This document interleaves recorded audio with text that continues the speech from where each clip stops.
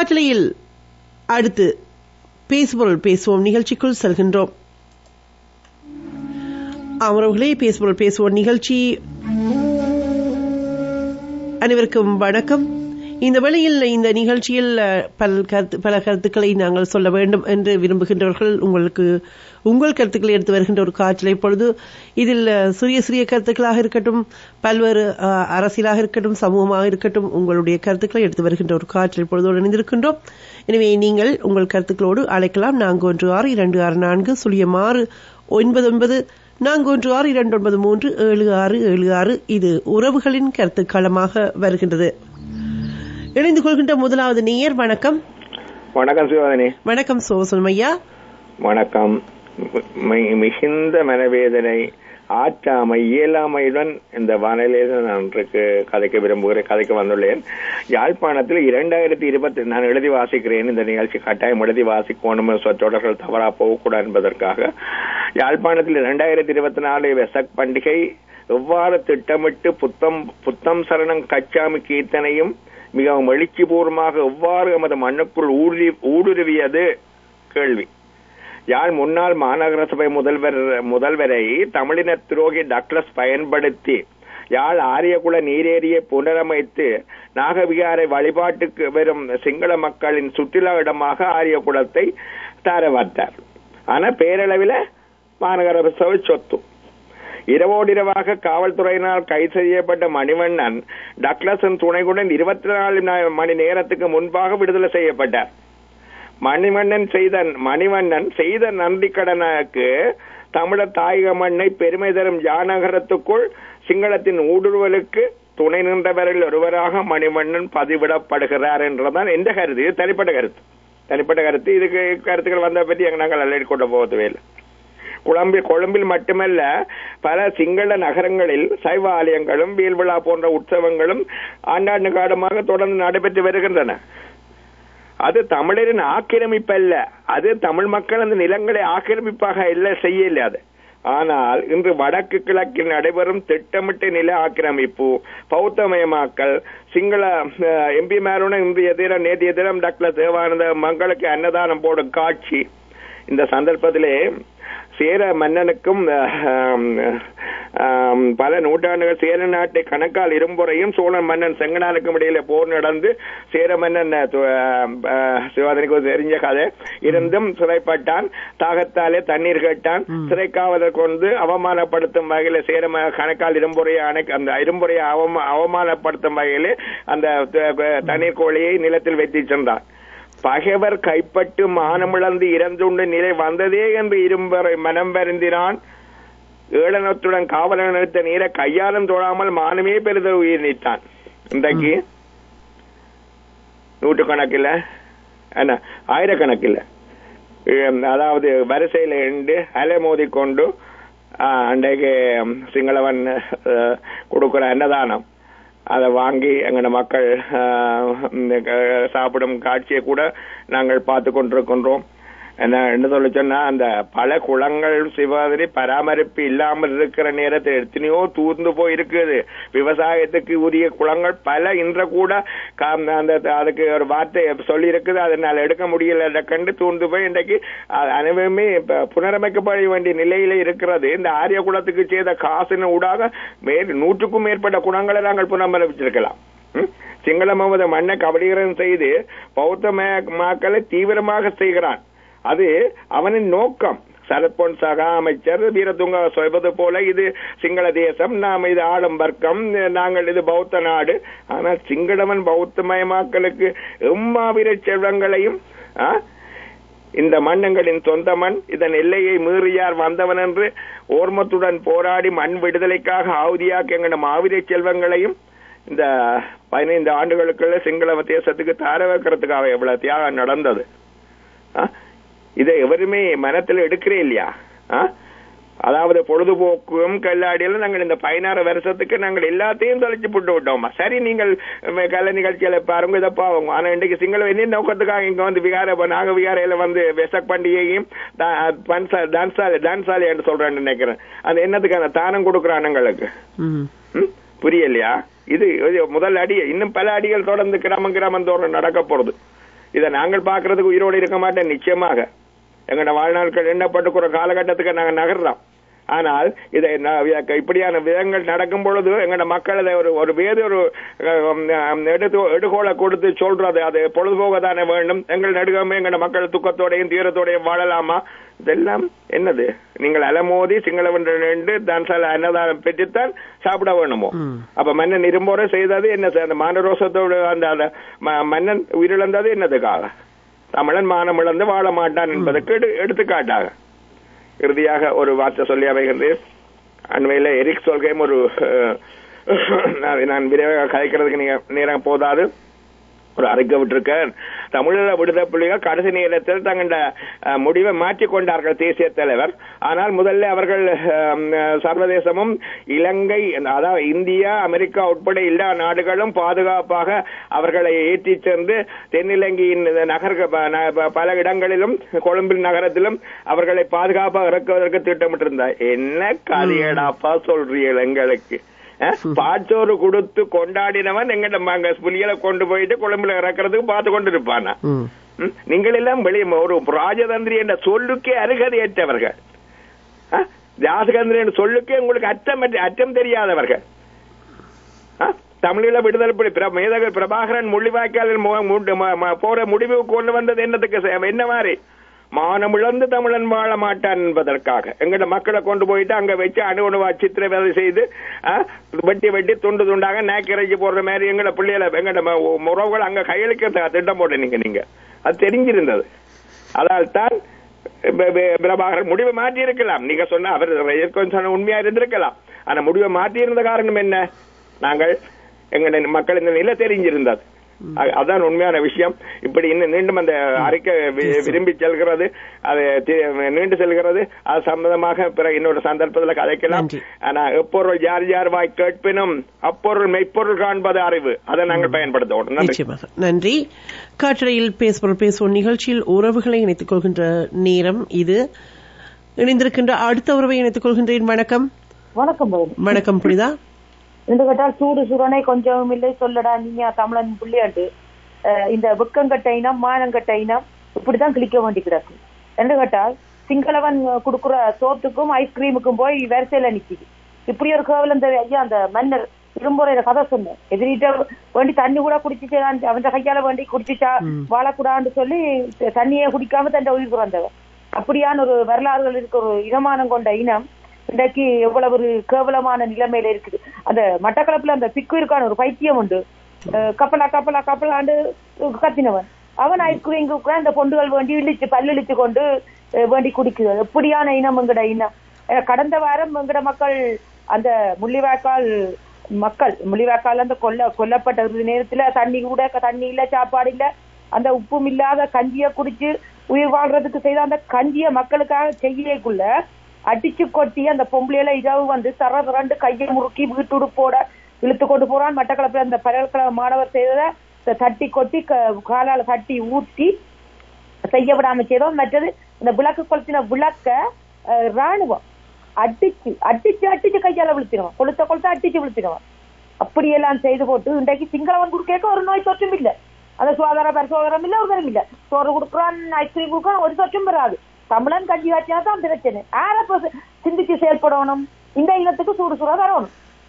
எடுக்கட்டால் யாழ்ப்பாணத்துல வந்து பதினி ஆரியகுளம் என்னத்துக்கு புனரமைச்சு கொடுத்தது மணிமன்னன் ஜாத்தியால் டக்ளஸோட சேர்ந்து பதவி எடுத்தவர் சொன்னால் மணிமன்னன் ஜாத்தியால் அரசாங்கத்திலே சிங்களவன் வந்து போகணும், நாகவியாரில் வழிபட வேணும், அவங்க சுற்றுலா வர வேணும், அந்த குளத்தை புனரமைச்சு கொடுத்தது.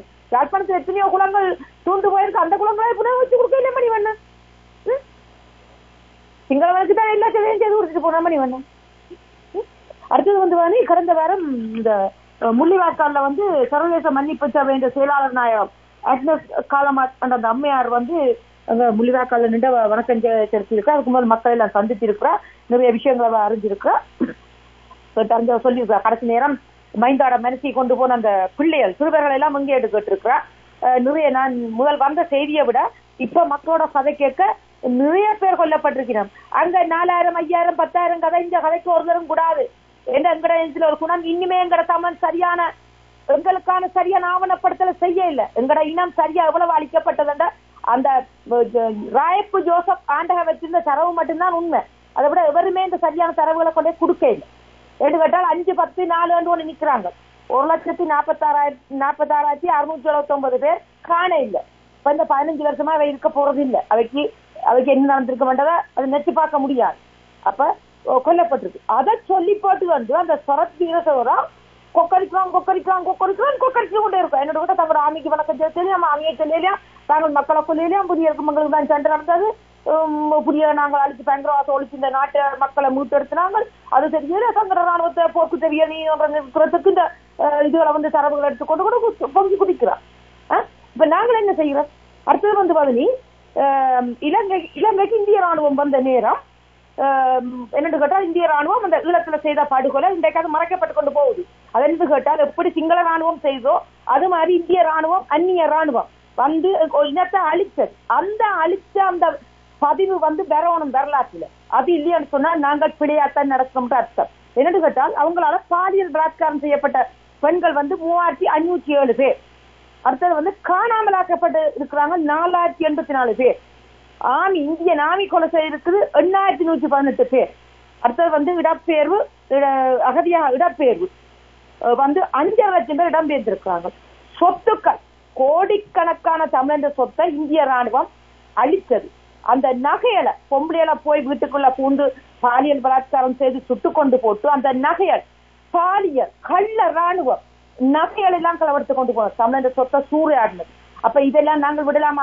அன்றைக்கு அந்த தானோட வணக்க நாள் சொல்லி வந்த போது அடுத்த நாள் இந்த செய்தி வருது. அந்த தானோட பிள்ளை வாழ்ற வயசுல அவையே இப்படி ஒரு முடிவு எடுத்தா ஏன் எடுத்தவா? என்னத்துக்கு அவ செய்தவா? அவங்க சும்மா பிரச்சனையில போய் அவருக்கு தலை பிரச்சனையில செய்யல. பாதிக்கப்பட்ட இனம் இன்னத்துக்கு அவ்வளவு ஆவேசம். அந்த அந்த அந்த ஓர்வம் இருக்கணும். அது எவ்வளவு ஒரு ஆற்றல் ஆளுமை அறிவு உள்ள இனம் இன்றைக்கு எங்களுக்கு நடந்த இனப்படுகொலைய சரியா சொல்ல முடியுது இல்லை. இந்த இனத்தால் சரியான தரவை கொடுக்க முடியுது இல்லை. இந்த இனத்துக்கு நீதி வேணும், நீதி கிடைக்கணும். பதில் 1-2 கொடுத்த விலை 1,46,000 பேருக்கு இன்று வரையும் 15 ஆண்டு கடந்து கொண்டு போகுது.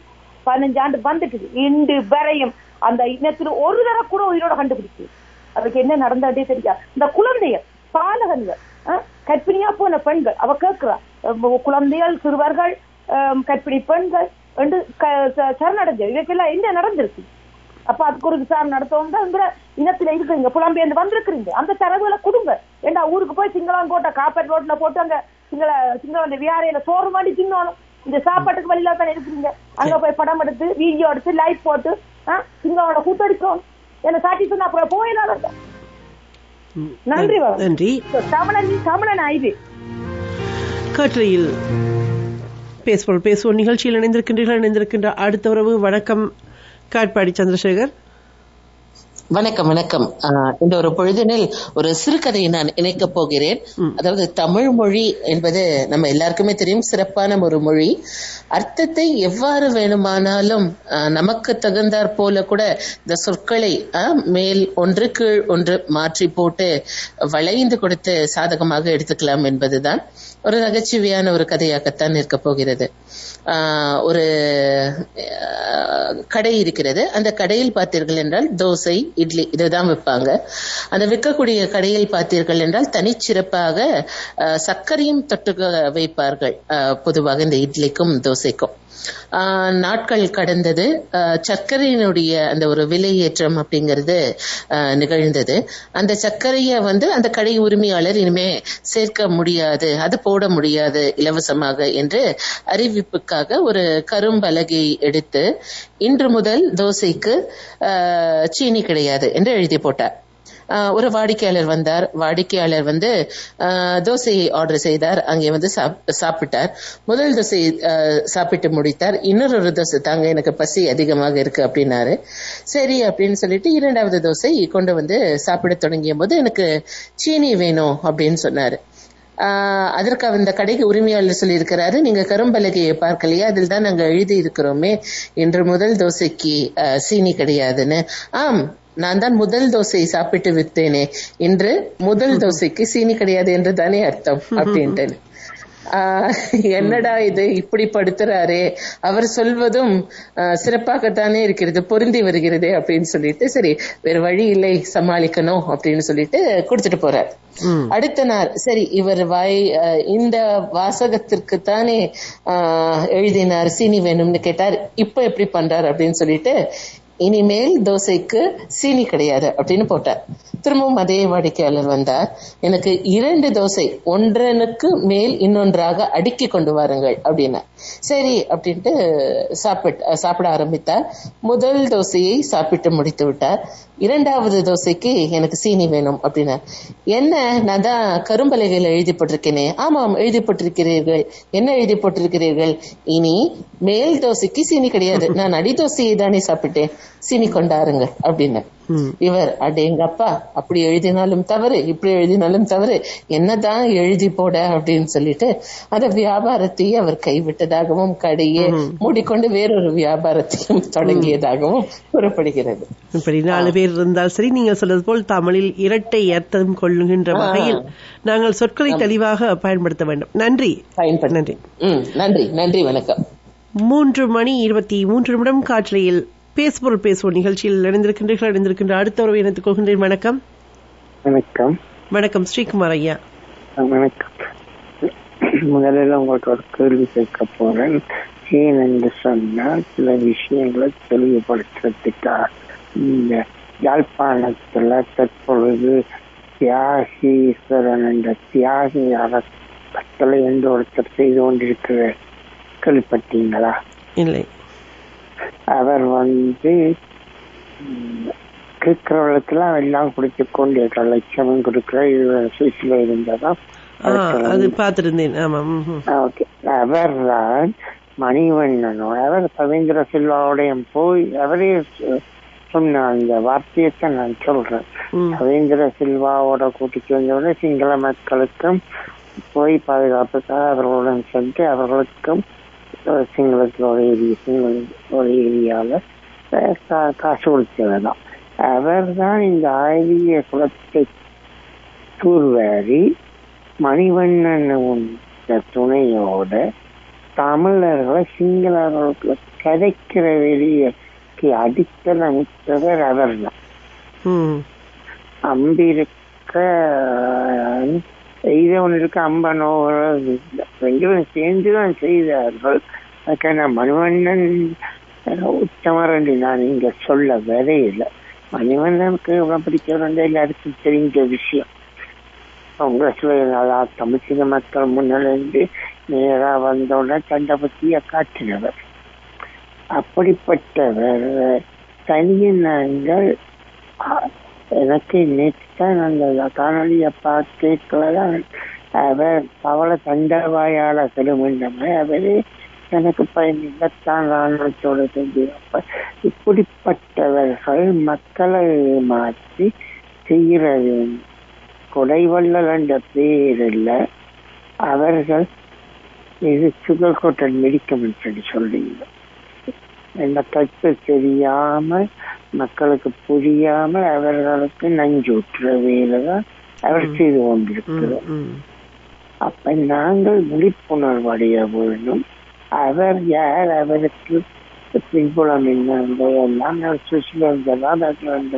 அவருடைய பிள்ளைகள் யார திருமணம் தான் கட்டி இருக்கணுமோ தெரியாது.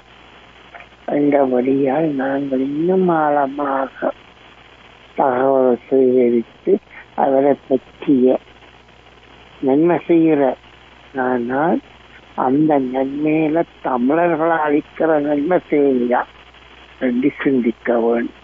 நாங்கள் தொடர்ந்து விழிப்புணர்வாக இருக்கும் மட்டும்தான் எங்களுடைய இனம் இருப்பை தக்க வைத்துக் கொள்ளலாம் என்று விழிப்பு என்பது விடுதலைக்கு முதல் படி என்று சும்மா சொல்லவில்லை, உண்மைதான். நன்றி. நன்றி. காற்றையில் இணைந்திருக்கின்ற அடுத்த உறவு வணக்கம். ஜெர்மனியிலிருந்து வாகீசன். வணக்கம். என்னண்டா இவர் சொன்ன அந்த தியாகி அறக்கட்டளையத்தின் அதை நானும் ஒரு காவலி பார்த்தேன். அது என்னண்டா அவர் இலங்கை அரசாங்கத்துக்கு நிறைய உதவி செய்த மாதிரி சொல்றார். கொரோனா நேரத்துல பல கோடி ரூபாக்களை கொடுத்த மாதிரி சொல்றார். அது சரியான ஆதாரபூர்வம் எதுவும் இல்லை. இந்த இப்ப இவர் சொன்ன தகவலுக்கு என்னட்ட இல்லை, அப்படியே நான் அதுக்குள்ள கிடைக்கவே இல்லை. அதை தாண்டி நாங்க பேச வேண்டிய விஷயம் நிறைய இருக்கு. என்னன்னா எங்கட பாராளுமன்றத்துல எல்லாருமே கதைக்கணும், எல்லாரும் காணாம போனவை பற்றி கேட்கணும். ஆனா அந்த அமெரிக்கால இருந்து வந்த அம்மையார் கேட்டிருக்கிறா அந்த குழந்தைகள் எங்கன்னு சொல்லி கொடுத்து அதை நாங்க மறந்துட்டோம் தானே. யாராவது அதை யோசிச்சோமா கதைச்சோமா நீங்களே ஞாபகப்படுத்துவோ. இப்ப நான் பொதுவா கேட்கிறேன், இத ஆக்ரோஷமாக கேட்கல, நாங்க எல்லாருமே மறந்துட்டோமே அதை. ஆனா சர்வேதம் இதை கேட்கறது நாங்க அதை சந்தோஷப்படக்கூடாது. அங்கதான் நாங்க தமிழனா சிந்திக்கணும் வேண்டாம், தமிழனுக்கு அறிவு கூடன்னு சொல்றாங்க. இது அரசியல் காரணகர்த்தலா கூடி இருக்கலாம். வரக்கூடிய ஒரு ஜனாதிபதிக்கு வாக சூட்டு விழா நடத்துறதுக்காகவே அமெரிக்கா செய்கிறத கூடி நாங்க இதை எடுக்கலாம். வேணண்டா இன்றைக்கு ஆஸ்திரேலியாவில லண்டன்ல ஆங்கில நாடுகள், அதிகமான ஆங்கில நாடுகள்ல இலங்கை பிரச்சனை பற்றி பேசினோம். அதே இடத்துல இன்றைக்கு அமெரிக்காவின் காங்கிரஸ், அமெரிக்கா நாடுகள் பாராளுமன்றத்தை தான் காங்கிரஸ் கமிட் பண்ண அப்படி சொல்றேன். இன்னைக்கு நான் இந்த மீங்க சரியா தெரியல, ஒரு ஊடகத்துல கேட்டேன். அதுலயும் இன்றைக்கு பேசிக்கணும், இலங்கை தமிழர்களுக்கு தனிநாடுதான் ஒரு தீர்வு, ஒற்றையாட்சி தான் தீர்வு. சாரி, தனிநாடு. இவைக்கு எப்படியுமே ஒரு அரசாங்கத்துக்கு கீழே 2 நாடு வர முடியாது. வடக்கு கிழக்க சேர்த்தோ வடக்கு கிழக்க பிரிச்சோ ஆட்சி செய்ய முடியாது.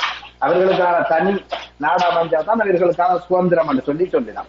இதே நேரம் தான் இந்த அமெரிக்காண்ட ஒரு அம்மையார் வந்து இந்த எங்கட மே 18 காலப்பகுதியில இலங்கையில இருந்தவன். ஏன் எல்லாரும் சேர்ந்து எல்லா தமிழ் மக்கள், தமிழ் அரசியல் கட்சிகளும் சேர்ந்து சந்திக்க ஆரம்பிச்சிருந்தான். ஏன் சந்திச்சு அதை ஒருத்தர் கேட்கணும் சொன்ன நாங்களே பதில் கொடுக்க பின்கிறவன். அதை கேட்கணும்.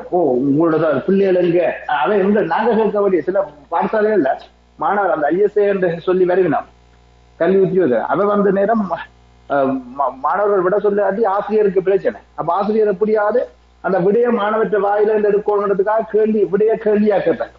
அப்படியான ஒரு செயலைத்தான் அமெரிக்கா செய்து எங்க அரசியல் கட்சிகள் என்ன செய்யணும்? ஏன் அவர்கள் கொன்றே அவர்கள் கொண்டே அவாட்ட கேட்க வேண்டிய கேள்வி, ஆனா கேட்கல. இதுதான் நாங்க செய்யற தவறு. இவ்வளவு காலம் கதைக்கிறோம் என்னத்தை செய்தோம்? சும்மா கதைச்சு போட்டு போறோம். அறிவுலகன் வந்து அடிக்கடி சொல்லுவாங்க, நான் அவற்றை ஞாபகம் தான் வந்துச்சு, கதைக்கிறோம் என்னத்தை செய்த மனுஷன். எதுவுமே பிரியோசனமா எதுவும் செய்த மாதிரி இல்லை. இப்ப இன்றைக்கு இத அமெரிக்கால காங்கிரஸ் இதுல கதைச்சத தமிழகத்துல சீமான் கதைச்சிருக்கிறார். அவர் அதுக்கு நன்றி சொல்லியிருக்கிறார். ஒரு தமிழர் இதுவரைக்கும் நன்றி சொல்லலே, எங்களோட தமிழ் அமைச்சர் ஒருத்தர் நன்றி சொல்லல இதுவரைக்கும். ஆனா சீமான் அதுக்கு நன்றி சொல்லியிருக்கிறார். அதுக்கு நாங்க அவருக்கு தலைவணும். ஏன்னா உணர்வும் கொண்ட தமிழனா இருக்கிறார். என்ன அதை விட கடந்த எங்களோட யாழ் மாவட்டம் இப்ப எல்லாத்துலயுமே விசேஷமாயிருக்கு. விசேஷமாயிருக்கு. கோடைகால விடுமுறைக்கு செல்றது மிக அவதானம். ஏண்டா அங்க வாழ்வெட்டு குழுக்களோட போலீஸ் கைக்கூலிகள், இந்த தமிழ்நாடு வட்ட போலீஸ் கைக்கூலிகள் பார்த்துட்டு அந்த வாழ்வெட்டு சம்பவம் நல்ல காணொலி, நல்ல பேச்சு வழக்கெல்லாம் சூப்பரா இருக்கு. எங்களோட யாழ்ப்பாணம் உப்புலா வளர்ந்துட்டு போகுது. நான் இல்லத்தை பிடிச்சு போட்டு என்ன செய்ய போறோம்? மகளை நம்பி இல்லத்தை பிடிக்க போறோம். உப்புலா கேவலமா எங்களோட இளைஞர்களை வழி மாற்றியாச்சு. ஐஸ் போத தேவையான போதை கிடைக்கும். போலீஸ் தான் கொடுக்கணும். அந்த போலீஸ் தமிழ் போலீஸ் அந்த காணொலியை பார்த்தாலே எவ்வளவு ரவுடிக்கு வைக்குமா தொடர்பாடல் என்றதை பாத்தீங்களா? இதை காட்டி இதா செய்வோம், இதுக்கான தீர்வு எதுவுமே காண்றோம்டா இதுக்கு எதுவுமே இல்லை. இப்படியே காலத்தை கடத்த போறோம். பேசியே எங்களை வாழ்க்கையை போக போறோம். பேசி அடுத்த சந்ததியும் இருக்கிற ஊர்ல இருக்க கொஞ்சம் உரிமை எல்லாத்தையும் கனடாக்கு எடுக்கலாம். கனடாக்கு எடுக்க யோசிங்க. சரி, தேவை வேலை வாய்ப்பு இருந்தாலும் இல்லாடி எடுத்து அவர்கள் ஏமாத்துறதோட அந்த எங்களோட வீராதரம் குறைஞ்சுட்டு போகுது. அதுக்காக வரவுனாடு நான் சொல்லல ஒருத்தர் வரவுனாண்டா நீங்க இருக்கிறீர்கள் நாங்க வரவுனான்னு சொல்லி அப்படி ஒரு தப்பான வேண்டியவர்கள் தவிர வீராதரம் குறையுது. மனவேதனையா இருக்கு. ஏண்டா யாழ்ப்பாணம் பறிச்சோட போதும். கோடைகால விடுமுறைக்கு யாழ்ப்பாணம் போற தயவு செய்து அவதானமா இருங்கோ. ஏண்டா வாழ்வெட்டு கும்பல்களும் சிங்களத்தால கட்டமைக்கப்பட்ட வாகன கடத்தல்கள், கொலை மிரட்டல்கள், பணப்பறியல்கள் எல்லாம் நடக்குது. அதுக்காக நீங்க போனான்னு நான் சொல்லல, அவதானமா போயிட்டு வாங்க. நன்றி உங்களுக்கு. நன்றி வாகிசன். காற்றலையில் இருந்து கொள்ளும் அடுத்த உறவு. வணக்கம். வணக்கம் எடிசன். ஆம், எடுத்து பாருங்கள் உங்கள் கருத்தை. ஆம், நாங்கள் அமெரிக்க அரசாங்கத்திற்கு நன்றி சொல்ல இந்த ஒரு நாட்டிலேயும் வந்து உங்களுடைய ஒலித்தெளிவை சரி பார்த்துக் கொள்ளுங்கள்.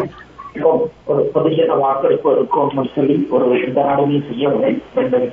இந்த தமிழர்கள் வந்து இனப்படுகொலை செய்வதற்கு ஒரு முக்கியமாக பங்கு வகித்த இந்தியா ஒன்றிய அரசுக்கு அமெரிக்கா நாடாளுமன்றம் ஒரு முகத்தில் வந்து ஒரு சின்னதாக கையொன்றாக வச்சிருக்கின்றது. உண்மையில சில தமிழர்களுக்கு வந்து ஒரு மகிழ்ச்சி அளிக்கின்றது.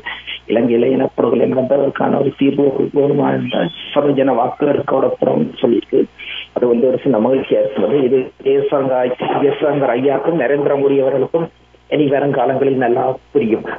என்று கேட்டால் இங்கே நடக்கின்ற ஒவ்வொரு தேசியம் சார்ந்த நிகழ்வுகள் என்று உலக தமிழர்கள் வந்து எல்லா நாடுகளிலும் திறந்து வாழ்கின்றார்கள். அவர் வந்து இலங்கை அரசாங்கத்தால் இந்திய அரசாங்கத்தால் இனப்படுகொலை செய்யப்பட்ட மக்கள் என்றுதான கூறணும். அது வந்து இனிய கனகாலங்களா வந்து தொடர்ந்து கூறப்பட்டதை இப்ப ஒரு கிட்டடி ஒரு கொஞ்ச காலங்களாக அந்த வார்த்தை வந்து கூறப்படவில்லை. அது ஒரு கண்டிக்கத்தக்க விடயமாக இருக்கின்றது.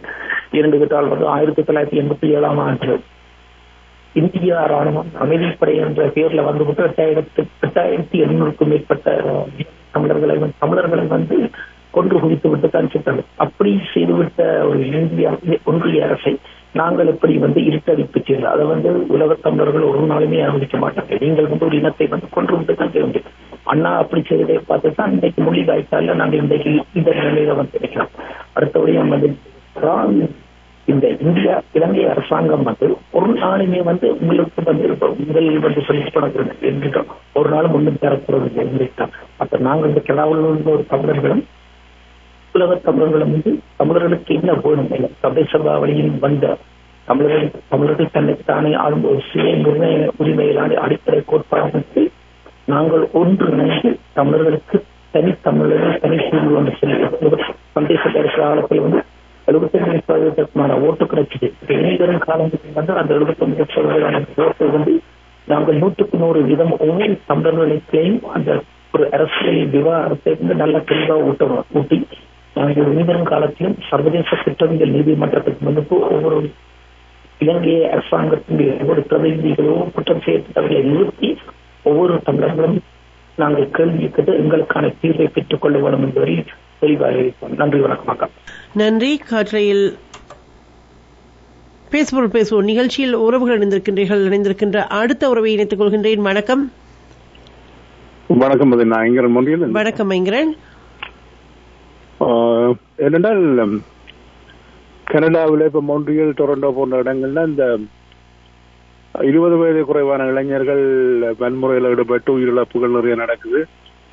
இந்த வாரம் இங்க மொன்றியல்ல 3 இளைஞர்கள் அப்படி கத்தி குத்துக்கு இலக்காகி இறந்து விட்டார்கள். ஒரு வயது 15 வயது. இந்த இளைஞர்கள் மத்தியில இளம் சமுதாயத்துல இந்த வன்முறை சம்பந்தப்பட்ட எண்ணங்கள் மேலோங்கி இருக்குது. அரசியல்வாதிகளோ அல்லது சமூக ஆவலர்களோ எந்த இனம் என்றாலும் சரி அதை கவனித்துக் கொள்ளணும். இது ஒரு மிகவும் ஒரு நாகரிகத்துல முன்னேற நாடா G7 நாடா இருந்தாலும் இங்க எப்படியான குழப்பங்கள் இங்க நடந்து கொண்டு இருக்குது. அது மிகவும் கவலைக்குரிய விடயம். மற்றது எப்பவுமே எங்களுக்கு சின்ன பிரச்சனை பெருசா தெரியும். காரணம்னா நாங்கள் பலவீனமா இருந்தால் சின்ன பிரச்சனையும் பெருசா தெரியும். மனதையும் உடலையும் நாங்கள் பலமா வைத்திருக்க பழகிக் கொள்ள வேண்டும். உடற்பயிற்சி மூலம், உடற்பயிற்சி என்றால் உங்களுக்கு இயலுமான வகையில சுலபமான நடைப்பயிற்சியோ எந்த ஒரு பயிற்சியும் செய்து உடலையும் மனதையும் பலப்படுத்தினா ஓரளவுக்கு பிரச்சனைகளை சிக்கல்களை இலகுவாக தீர்வு காணலாம் என்று சொல்லப்படுகிறது. ஏனென்றால் எங்களோட பலவீனம் தான் எங்களோட பிரச்சனைக்கு முக்கிய காரணமா இருக்குது. அதேமா இந்த உடம்புல அந்த கோர் என்று சொல்லுவாங்க, CORE கோர் என்று அந்த இடுப்பு பகுதி, அடி வயிற்று பகுதி, அந்த பகுதியை போனா பலமா வைத்திருக்க பழகிக் கொள்ள வேண்டும். அதுதான் எங்களை இயக்க ஒரு மையம்.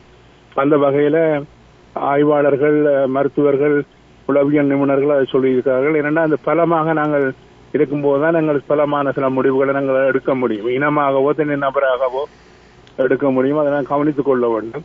இங்க ஒவ்வொருத்தரும் சிறப்பானவர்கள் தான். உலகத்துல ஒருத்தரும் இங்க குறைந்தவர்கள் இல்லை. அதுக்கேற்ற நாங்கள் எங்களை முயற்சி செய்து எங்களை நாங்கள் பலப்படுத்திக் கொள்ள வேண்டும். மற்றது சர்வதேச நீதிமன்றம், சர்வதேச குற்றவியல் நீதிமன்றம் இஸ்ரேலிய தலைவர்களையும் ஹமாஸ் தலைவர்களையும் பிடியானை அறிவித்தது நல்லபடியாக. பிடிக்கிறார்களோ இல்லையோ சில நாள் அவர்களுக்கு அது ஒரு மார்க்கு, அவர்களுக்கு ஒரு குறியீடு அவர்களுக்கு வைக்கப்பட்டிருக்கிறது. அதை ஜெர்மனி சொல்லியிருக்கு, நெத்தனியாவை அங்க வந்தால் நாங்கள் கைது செய்வோம் என்று. அப்படிப்பட்ட சில விடயங்கள் மாறிக்கொண்டான் இருக்குது. எங்களுக்கும் ஒரு நல்ல காலம் வரும். அதுவரை நாங்கள் இயங்கணும். ஏனென்றால் இந்த வெசாக் இதுல போய் எங்களோட மக்கள் அதை ஐஸ்கிரீம் வாங்குறார்கள், நிற்கிறார்கள், வரிசையில் நிற்கிறார்கள், கவலைப்பட வேண்டிய அவசியம் இல்லை. ஒரு போராட்ட இனம் இதில் எப்படிப்பட்ட விடயங்களை சந்திக்கத்தான் வேணும். துரதிருஷ்டவசமாக ஒரு நல்ல ஒரு அரசியல் தலைமை இல்லை. ஆனா அப்படி இருந்தாலும் நான் நம்பிக்கையுடன் நாங்கள் எங்களுக்கான விடுதலை அடைய மட்டும் உறுதியாக நான் பயணிக்க வேண்டும். எங்களால முடியும். ஆற்றல், அறிவு, எல்லா இதுவும் உழைப்பு எல்லாம் எங்களிடம் இருக்குது. அதை நாங்கள் அடைந்தே தீருவோம். நான் எப்படி சொல்றேன்னா, லீ குவான் யூ தன்னுடைய புத்தகத்தில் எழுதியிருக்கிறார், தமிழர்கள் எப்படியும் வெல்லுவார்கள். 5 பக்கத்திலே எங்கள் தமிழரை பற்றி அவர் எழுதியிருக்கிறார். ஏன்னா சிங்கப்பூர் தந்தை, சிங்கப்பூரை அமைத்தவர், சிங்கப்பூர் ஒரு நல்ல நாடாக அமைத்த ஒரு சிற்பி அதை சொல்லி இருக்கிறார். நம்பிக்கையுடன் நாங்கள் பயணிப்போம். மீண்டும் சந்திப்போம். நன்றி நன்றி நன்றி நன்றி. உறவுகளுடைய கருத்துக்களை எடுத்து வருகின்ற பேசுவோம் நிகழ்ச்சியோடு உறவுகள் இணைந்திருக்கின்றீர்கள். இங்கே உறவுகள் இணைந்து பல்வேறு கருத்துக்களை சொல்லியிருந்தீர்கள். அவற்றோடு சில விடயங்களை இந்த வேளையில் நாங்கள் எடுத்து வரலாம்.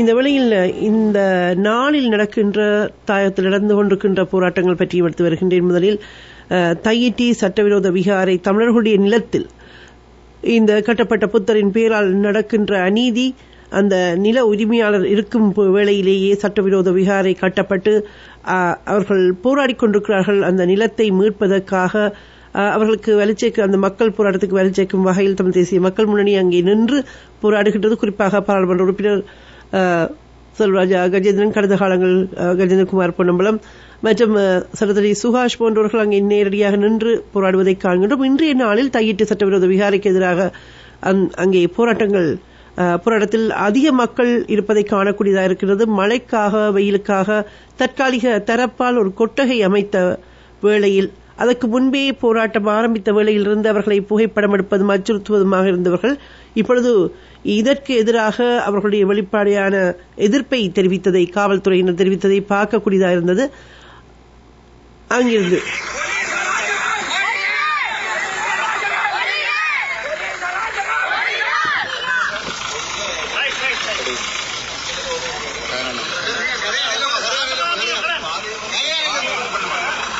அதிக பெண்களும் இந்த போராட்டத்தில் இருப்பதை பார்க்கக்கூடியதாக இருக்கிறது.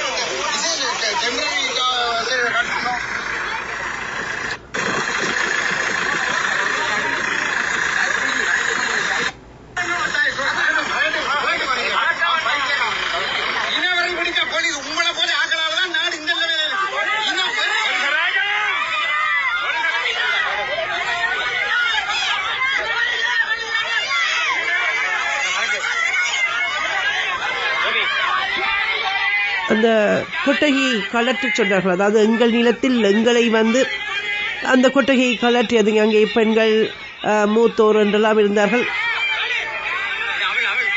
அவர்கள் சட்டவிரோத விகாரையை கட்டியிருக்கின்றார்கள். ஆனால் இவர்கள் வெயிலுக்கு, மழைக்கு ஒரு கொட்டகை அமைத்தது கூட எங்கள் மண்ணினிடம் கொடுக்கவில்லை.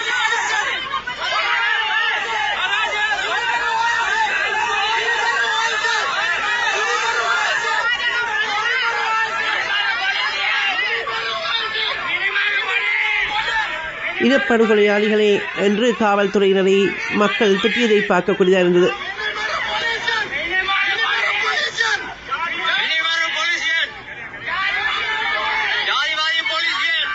இனவரை பிடித்த காவல்துறையினர் மனிதர்களை கொள்கின்ற காவல்துறையினர் என்று எதிர்ப்பை தமிழ் மக்கள் வெளிப்படுத்த பொழுது காவல்துறையினர் மிகவும் கடும் கோபத்தில் இருந்ததை பார்க்கக்கூடியதாக இருந்தது. இவ்வாறாக களமுனையில் அந்த போராட்டம் நடைபெற்றுக் கொண்டிருக்கின்றது. இன்றைய நாளில் அந்த மக்களுடைய எண்ணிக்கை அதிகமாக இருப்பதை பார்க்கின்றோம். இந்த போராட்டம் இப்பொழுது ஓராண்டை கடந்திருக்கின்றது என்பதும் குறிப்பிடத்தக்கது. ஒவ்வொரு மாதத்திலும் மக்கள் அங்கே கூடி போராட்டம் நடத்துகின்றார்கள். இதேபோல் இந்த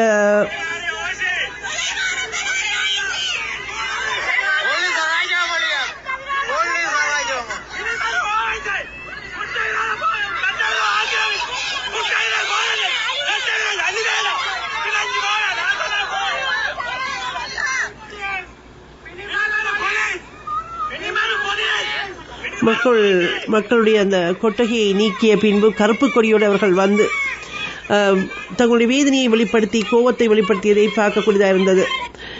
இது ஒருபுறம் இருக்க, இப்பொழுது இந்த வெசாக் பண்டிகையொட்டி ஐஸ்கிரீம் உணவு இங்கே உறவுகள் சொன்னது போல வழங்கியிருக்கின்றார்கள். எங்களுடைய உறவுகள் கஞ்சி வழங்குவதற்கு தடை விதிக்கப்பட்ட, கைது செய்யப்பட்டு பிணை மறுக்கப்பட்ட நிலையில் சிறையில் அடைக்கப்பட்ட அதே வேளையில் இந்த செயலை அவர்கள் செய்திருக்கின்றார்கள். இதற்கு கஞ்சி வழங்கினால் பரிசோதிக்க வருகின்ற சுகாதார அதிகாரிகளை வெசாக் தன்சல்களில் காண முடியவில்லை என்று அங்கும் நாடாளுமன்ற உறுப்பினர் செல்வராஜா கஜேந்திரன் குரல் எழுப்பியிருப்பதை பார்க்கக்கூடியதாக இருக்கின்றது. அந்த வகையில் கஞ்சி வழங்கினால் இன நல்லிணக்கம் குழம்பும் என்று தடை கொடுக்கின்ற மன்றங்கள், சிங்களவர்கள் வசிக்காத வடக்கு கிழக்கில் வெசாக் கொண்டாடினால் இன நல்லிணக்கம் பாதிக்கப்படும் என்று தடை வழங்கவில்லை. கஞ்சி வழங்கினால் பரிசோதிக்க வருகின்ற சுகாதார அதிகாரிகளை வெசாக் தந்தர்கள் காண முடியவில்லை. வீதியோரமாக அனுமதியின்றி ஒரு சிறு வியாபாரியால் கடை போட முடியாது. ஆனால் இராணுவத்தினரால் அனுமதியின்றி ஆரிய குளத்தில் வெசாக் கூடுகளை கட்ட முடியும். தமிழ் மக்களுக்கு ஒரு நியாயம், சிங்களர்களுக்கு ஒரு நியாயமா என்று வெகுண்டெழுந்து அங்கே சொல்லியிருக்கின்ற செய்தி இலங்கை ஜனநாயக நாடு என்று உலகை நம்ப வைக்க பார்க்கின்றது. இங்கே சட்டத்துக்கு முன் அனைவரும் சமம் என்று சொல்கின்றார்கள். ஆனால் இங்கு தமிழருக்கு ஒரு நியாயம், தமிழர்களுக்கு அநியாயம், சிங்களவருக்கு ஒரு நியாயம் என்பதுதான் நியதியாக இருக்கின்றதை சுட்டிக்காட்டியிருக்கின்றார்கள். அதே நேரம் இங்கே உறவுகள் பலருடைய கருத்துக்கள் இங்கே சொல்லப்பட்டன. இந்த சோமசுந்தரம் ஐயா சொன்னது போல சேரமான் இரும்பொறை மன்னனுடைய அந்த தன்மான உணர்வு தமிழருக்கு ஒரு பிறப்புரிமையாக மரபு வழியாக காவப்பட்ட ஒன்று.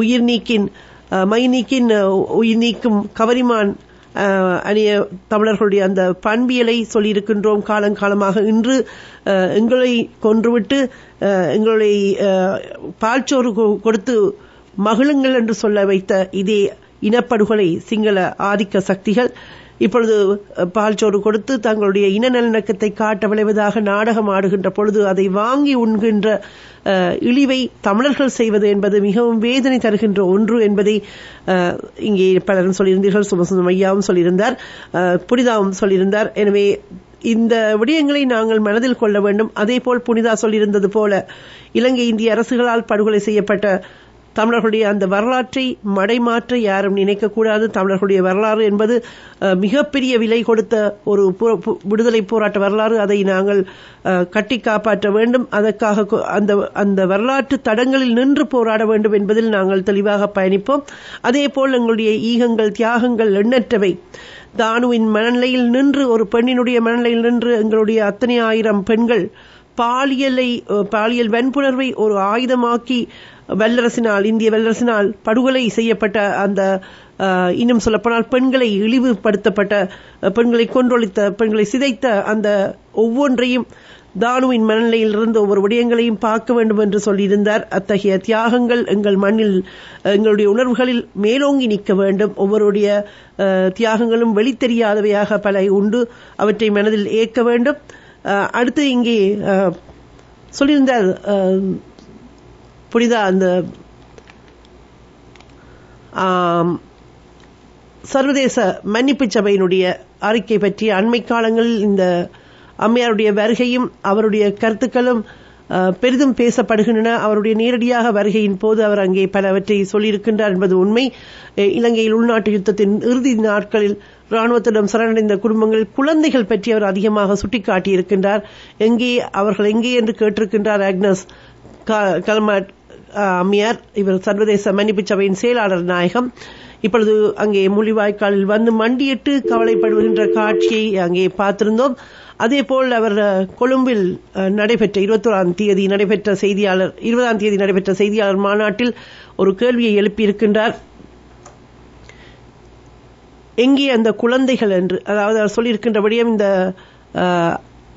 இலங்கையின் உள்நாட்டு யுத்தம் முடிவடைந்து 15 ஆண்டுகள் ஆகின்ற நிலையில் இலங்கையில் மனித உரிமை நிலவரம் குறித்து அறிந்து கொள்வதற்காக தான் வந்ததாகவும், இலங்கையில் நீதியை நிலைநாட்டுவதற்கான நாங்கள் என்ன செய்ய வேண்டும் என்பதை அறிவதற்காக வந்தார்கள் என்றும், யுத்தத்தினால் பாதிக்கப்பட்டவர்களுக்கு சர்வதேச மன்னிப்பு சபையின் ஆதரவை வழங்கவும் தான் தன்னுடைய வருகை என்றும் சொல்லிய அவர், தான் முள்ளிவாய்க்கால் நிகழ்வில் கலந்து கொள்வதற்காக வந்திருந்த பொழுது காணாமல் ஆக்கப்பட்டவர்களுடைய அந்த குடும்பங்களை சந்தித்ததாகவும், அவர்கள் வெளிப்படுத்துகின்ற துணிச்சலும் மீளெழுச்சி தன்மையும் நீதியை காண்பதற்கான அவர்களது உறுதிப்பாடும் தன்னுடைய மனதை தொட்டதாகவும் கூறிய அவர், இலங்கையில் மிக பெரும்பாலானவர்கள் காணாமல் போயிருக்கின்றார்கள். அவர்களுக்கு என்ன நடந்தது? காணாமல் போதல் என்பது மிக மோசமான வன்முறை. அது முடிவுக்கு வராது.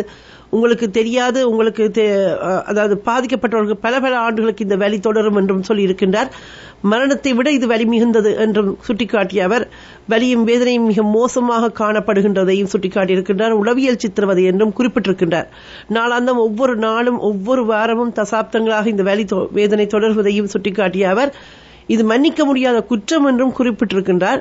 இவர்கள் குறித்து அரசாங்கம் பதிலளிக்க வேண்டும் என்றும், குறிப்பாக அந்த குழந்தைகள் எங்கே என்று அவர்கள் சரணடைவதற்கான பகுதிக்கு தாங்களாகவே சென்று சரணடைந்தார்கள், எங்கே அந்த குழந்தைகள் என்று கேட்டிருக்கின்றார்.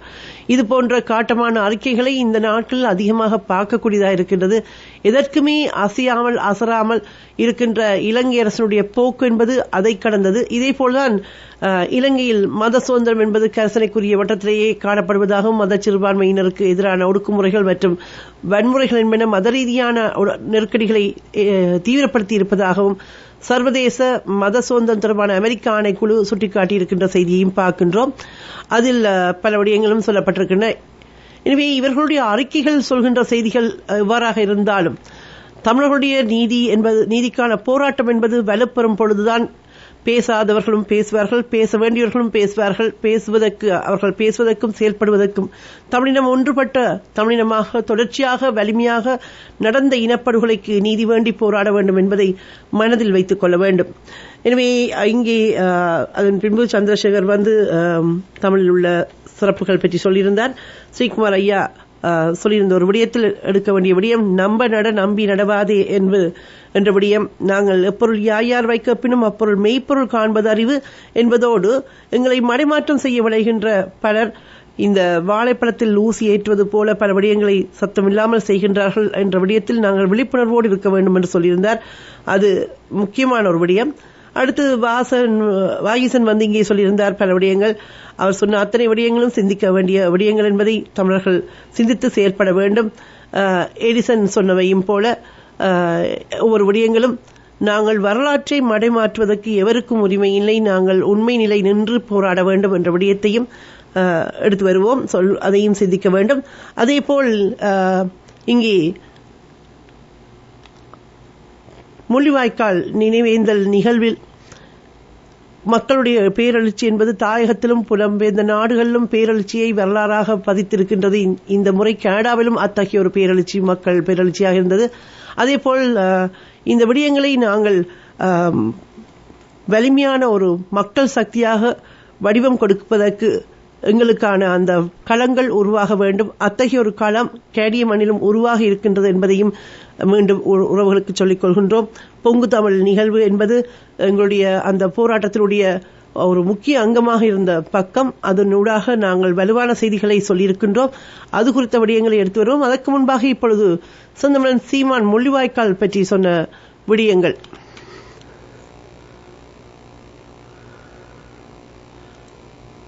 கார்கியினுடைய தாய் புதினத்தில் வருகிற பாவலினுடைய தாயாரை போல நம்முடைய தாயார், என்னுடைய அம்மா அற்புதம் அவர்கள்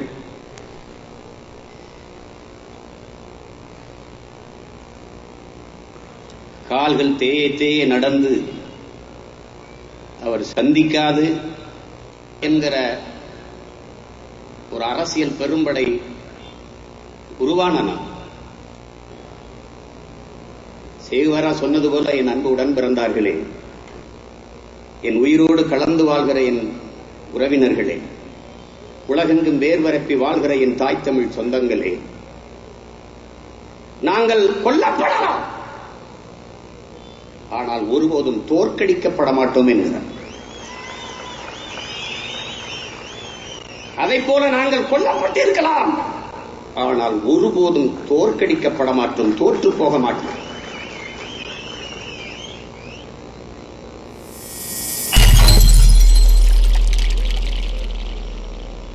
சத்தியம் நமக்கு சாட்சியாக இருக்கிறது, வரலாறு நமக்கு வழிகாட்டியாக இருக்கிறது.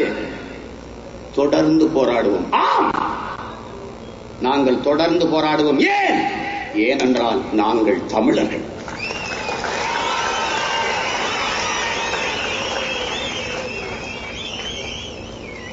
அஞ்சுவதும் அடிபணிவதும் தமிழன் பரம்பரைக்கே கிடையாது என்கிறான் எங்கள் தலைவன் மேதகுவி பிரபாகரன்.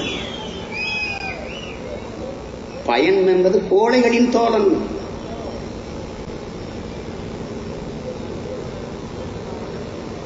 கண்ணீர் கோழைகளின் ஆயுதம், அதை எந்த வீரனும் எந்த மாட்டான் என்கிறார்.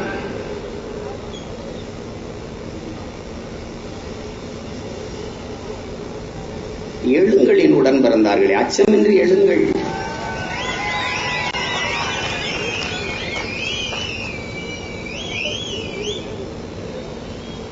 பவளவேறு பெருஞ்சித்திரனார் கெஞ்சுவதில்லை பிறர்வா, அவர் செய் கேட்டிருக்கும் அஞ்சுவதில்லை, மொழியையும் நாட்டையும் ஆளாமல் துஞ்சுவதில்லை. தமிழகம் தோள் எழுந்தால் எஞ்சுவதில்லை, உலகில் எவரும் எதிர் நின்றே என்கிறார். தமிழீழம் தலைமுறையின் தோள்கள் எழட்டும். அது முள்ளிவாய்க்கால் நினைவு எழுச்சி உரையாக செந்தமிழன் சீமான் அவர்கள் தமிழகத்திலிருந்து கனடாவில் பொங்கு தமிழ் பற்றி சொல்லியிருந்தோம். ஆமாம் உறவுகளே, செப்டம்பர் மாதம் 1ஆம் நாள் பொங்கு தமிழ். எமது நிலம் எமக்கு வேண்டும் என்ற அந்த உணர்வோடு உலகத் தமிழினம் அந்த பொங்கு தமிழுக்கு அணியமாக வேண்டிய காலங்கள் இவை. உலகம் மொத்தம் முழுவதும் இருக்கின்ற தமிழினம் ஒற்றை குரலில் பேச வேண்டும், எமது நிலம் எமக்கு வேண்டும் என்ற கோட்பாடாக. அந்த வகையில் தமிழின அழிப்புக்கான பன்னாட்டு விசாரணை வேண்டும், சர்வஜன வாக்கெடுப்பு நடத்த வேண்டும், தாயகம், தேசியம், தன்னாட்சி ஆகியவை அங்கீகரிக்கப்பட வேண்டும் என்ற அந்த கோரிக்கைகளை முன்வைத்து தமிழின அழிப்புக்கு பன்னாட்டு விசாரணை வேண்டி தமிழர்களுடைய சுயநிர்ணய உரிமை அங்கீகரிக்கப்பட வேண்டும் என்று வேண்டி வடக்கு கிழக்கு இணைந்த தமிழர்களுடைய தாயகம் அங்கீகரிக்கப்பட வேண்டும், தமிழ் தேசம் அதன் தனித்துவமான இறைமை அங்கீகரிக்கப்பட வேண்டும் என்றெல்லாம் வேண்டி நாங்கள் நடத்த இருக்கின்ற அந்த பொங்கு தமிழில் அத்தனை தமிழர்களும் இத்தனை லட்சமாக இருக்கின்றோம் என்று சொல்லிக் கொள்கின்றோம். அத்தனை தமிழர்களும் ஒன்றாக கூடி இந்த மண்ணில் பெரு வரலாறை படைப்பதற்காக இப்பொழுதே அணியமாவோம். செப்டம்பர் 1ஆம் நாள் என்பதை இந்த மண்ணில் நடக்க இருக்கின்ற பொங்கு தமிழ் பற்றிய செய்தியாக உங்களுக்கு அறிய தருகின்றோம். உலக தமிழினம் தனது குரலை ஓங்கி ஒலிக்கும் பொழுதுதான் சர்வதேச சமூகம் எமக்காக பேசும். பேசுவது மட்டும் எங்களுக்கு போதாது, எங்களுக்கான நீதியை பெற்றுக்கொள்ளும் வரை, எங்களுக்கான விடுதலையை பெற்றுக்கொள்ளும் வரை நாங்கள் ஓய மாட்டோம். வலிகளோடு எங்களுடைய அந்த இனம் படுகின்ற துயரம் இன்றும் தொடர்கின்றது என்ற உண்மையை உலகத்துக்கு மீண்டும் மீண்டும் மீண்டும் எடுத்துரைப்போம்.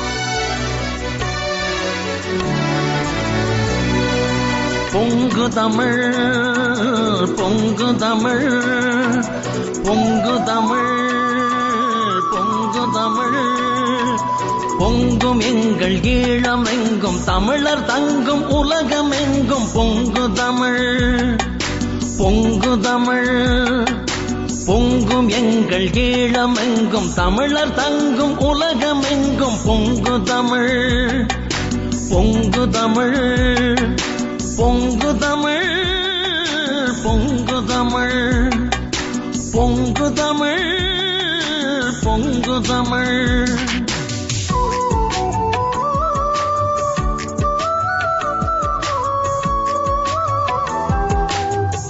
சரி நேர்களே, இன்றைய நாளின் பேசுவோம் நிகழ்ச்சியை இத்தோடு நிறைவுக்கு கொண்டு வரும் வேளையில் ஒருவர் வந்து இணைந்திருக்கின்றார். வணக்கம். வணக்கம். எனவே அந்த வகையில் நிகழ்ச்சியை நிறைவு செய்யும் நேரம். நாங்கள் மீண்டும் புரிதொரு நிகழ்ச்சியில் சந்திக்கலாம். அன்பு வணக்கம் கூறி உங்களிடம் விடைபெற்றுச் செல்லும் நான் உங்கள் அன்பின் சோதனை பிரபாகரன். கல்லூரி வாசலிலே கருக்கொண்ட பொங்குதமிழ், கனல் மலையாய் புயலலையாய் உருக்கொண்ட பொங்குதமிழ். கல்லூரி வாசலிலே கருக்கொண்ட பொங்குதமிழ், கனல் மலையாய் புயலலையாய் உருக்கொண்ட பொங்குதமிழ். வல்லவரும் நல்லவரும் வளர்த்து வரும் பொங்குதமிழ், வையகத்தின் திசை நாளும் தழைத்து வரும் பொங்குதமிழ். வல்லவரும் நல்லவரும் வளர்த்து வரும் பொங்குதமிழ், வையகத்தின் திசை நாளும் தழைத்து வரும் பொங்குதமிழ். பொங்குதமிழ் பொங்குதமிழ் பொங்குதமிழ் பொங்குதமிழ்.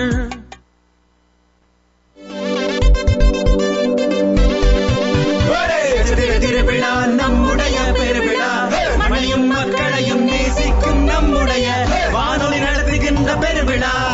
இது நம்முடைய சிற்றியாரின் திருவிழா, இது நம்முடைய சிற்றியாரின் திருவிழா, இது நம்முடைய பெருவிழா.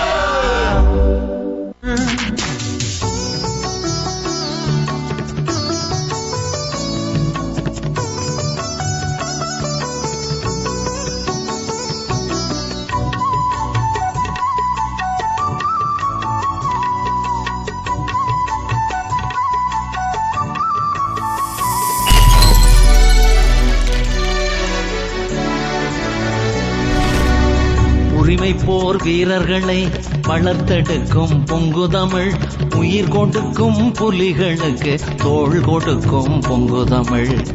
உரிமை போர் வீரர்களை வளர்த்தெடுக்கும் பொங்குதமிழ், உயிர் கொடுக்கும் புலிகளுக்கு தோள் கொடுக்கும் பொங்குதமிழ். அரிய தமிழ் ஈழத்தில் விலங்குடைக்கும் பொங்குதமிழ், அடிமை நிலை பொடியாக களம்படைக்கும் பொங்குதமிழ். அரிய தமிழ் ஈழத்தில் விலங்குடைக்கும் பொங்குதமிழ், அடிமை நிலை பொடியாக களம்படைக்கும் பொங்குதமிழ். பொங்குதமிழ் பொங்குதமிழ் பொங்குதமிழ் பொங்குதமிழ் பொங்குதமிழ் பொங்குதமிழ்.